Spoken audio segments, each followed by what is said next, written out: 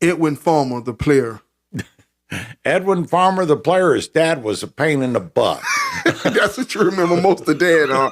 And no, Edwin used to always tell me he was a fullback. And I said, Edwin, look at your legs. Oh my Those are not the legs of a fullback.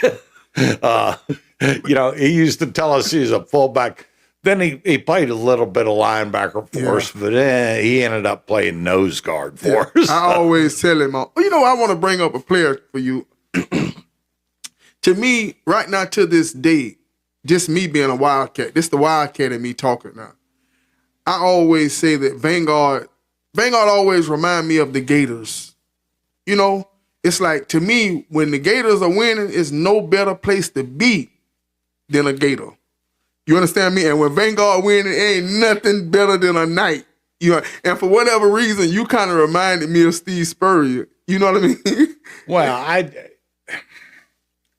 you're going to go through years where you don't have the talent, that type of thing. And back in the early days, everybody was good. Yeah. Gainesville High School was very good. Especially Buchholz. Eastside was very good. Yeah. Buchholz was very good. Palatka was very good. Forest was very good. Well, you should have named them first, Coach. Well, okay. But those are the kind of teams that you were scheduling. Right. And so it was totally different. It was back before the days where people could get mad at you and go transfer schools. I couldn't survive. The coaches that me, Coach Simmons, Coach Register, we couldn't survive this day and time where kids can just go to school wherever they want to. I made them mad all the time. Right. And see, and it football teaches discipline, teamwork, fundamentals, accountability.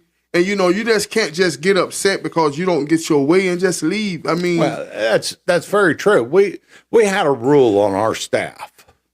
If an assistant coach got on a kid really bad, then I would go talk to that kid before he left. I didn't want the kid leaving mad. Mm-hmm. And if I got on a kid really bad in practice, it was the assistant coach's fault because I beat him to it. So he had to go be Mr. Nice Guy and not let the kid leave mad.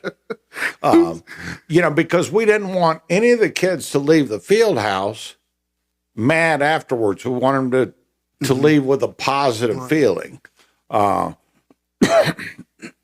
And we had a rule on our team, and counting myself, we couldn't kick a player off the team. Mm-hmm. That was a rule. And even me, it was, you can kick a kid off the practice field, but don't tell a kid he'll never play here again because you might be lying to yourself. Right. So, the kid you could tell a kid, leave, go home, we'll deal with it in the morning. And I had a very good player of mine that was a good player for us, and him and I got into it one day. And, of course, I didn't get mad, I just said, you need to leave the field. And he called me everything but a child of God, and I just said, leave. You need to leave the field. And he left and, threw his stuff down and all that stuff and called me some more names and everything. But the next morning when I showed up for work at 6:30, he was sitting there on the bench waiting on me. Coach, I'm sorry, and I said, okay, but you're going to pay. But you can come back, but you're going to pay a little bit. These guys got to see that you paid a little bit because we can't act that way. That's right. That's right. And that's respect both ways. And with me talking to individuals in the community that has played for you, sir, they all have respect for you. No one had anything bad to say. And do you understand the impact that you've had on so many individuals' life?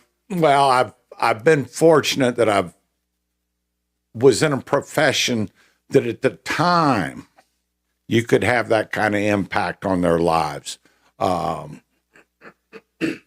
And I had some great kids, and it was truly my pleasure to coach him.